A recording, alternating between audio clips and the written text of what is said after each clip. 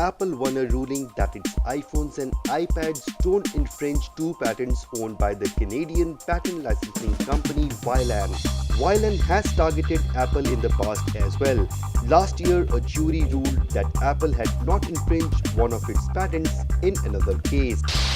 Second big setback for Acacia Research in recent past. It seems it was a bad week for the patent licensing firms.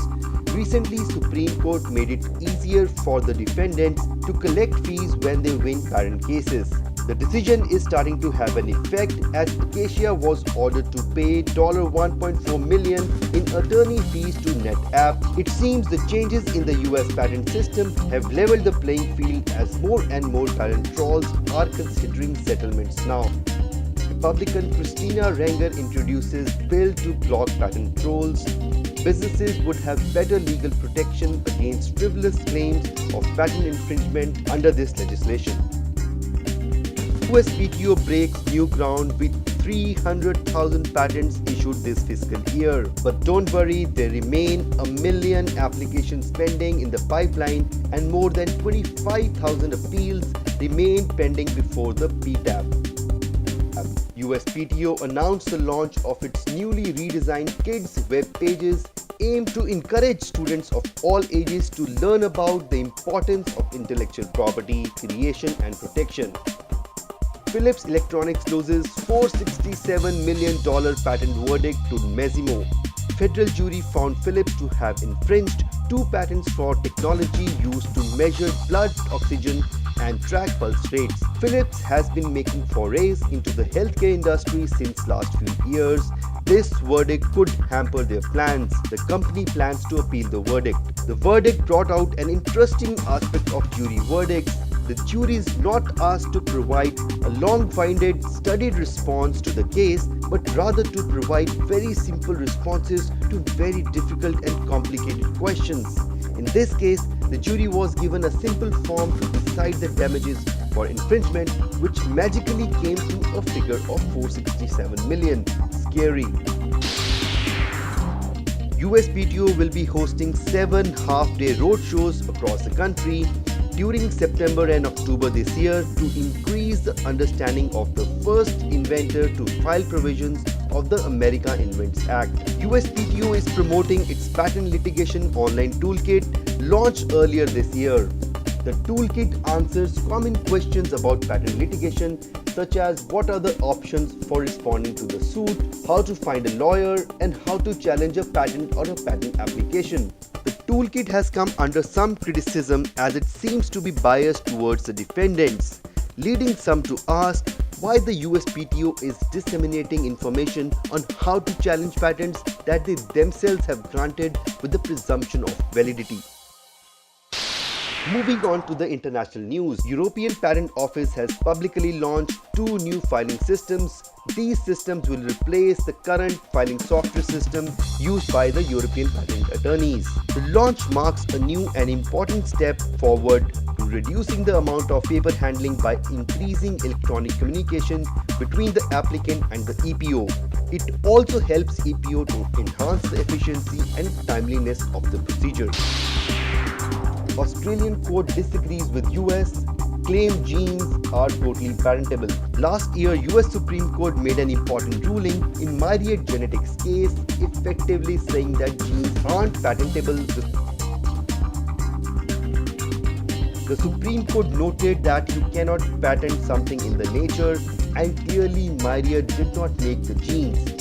However, a court in Australia had come to the opposite conclusion, saying that the Myriad Genetics had legitimate patents, which means that such important genetic tests that are likely to be more expensive. The European Patent Office and the Indian Ministry of Communication and Information Technology are staging a high-level Indo-European conference on ICT-related patents. The goal is to encourage owners of ICT from the two regions to protect inventions in each other's markets.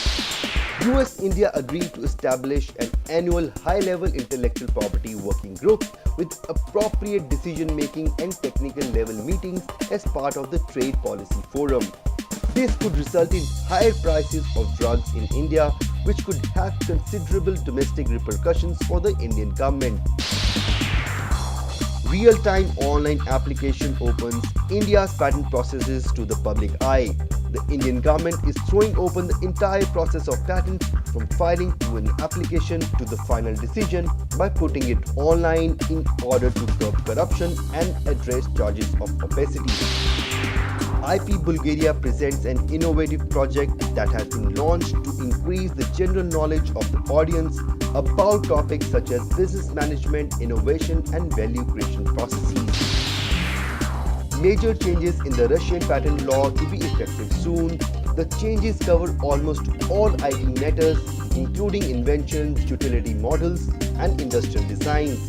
These amendments will considerably improve the efficiency of preparing, filing, and examining the applications. However, some uncertainties are expected initially as the new law comes into effect. Intellectual Property Office of China has granted a patent to ZTE, which invalidates a patent owned by Ringo. The Patent Re-examination Board ruled that the patent asserted by Ringo lacked inventive element. The decision by Patent Re-examination Board in China is expected to serve as an important reference in other litigations that are based on equivalent patents in other markets. You know that bots have arrived when they can write patent claims. A French company, Cloem, has created a software for creating tens of thousands of what they call poems based on a client's submitted claim set. The idea is that poems will be immediately published and then serve as prior art to prevent competitors from claiming rights to white space surrounding the original patent. Now, this raises some important questions. Whether these smart but random computer-generated claims should count as prior art. The bots theoretically could be fed with huge amount of text, with which they could create even larger amount of text, which probably could lead to a situation where nothing is patentable anymore. Secondly, when one of the claims represents a seemingly patentable invention, who is the inventor and is it patentable? So the genie is in the machine and patent attorneys are not required. Project Marlin is trying to develop a patent-free anti-cancer drug. The campaign will fund a xenograft experiment, which is the next step in developing the promising anti-cancer drug 9DS. This experiment needs to be completed before 9DS can move on to clinical trials. This is only a small-scale project, but it's exciting to see new funding models being tried out for drug development.